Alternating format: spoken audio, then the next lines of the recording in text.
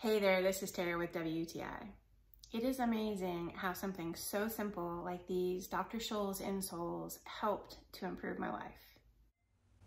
After 6 months or so, my old soles of my shoes began to wear out and it was causing pain in my arches.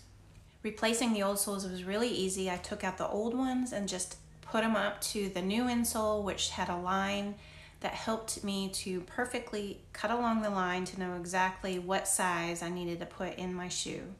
And then once it was done, all I had to do was just put it inside the shoe in order to get it to fit nicely. And I really like how this insole is antimicrobial, which is great for people like me who get sweaty feet. The heel and ball of the insole was nice and squishy, and then the arch was very firm and supportive.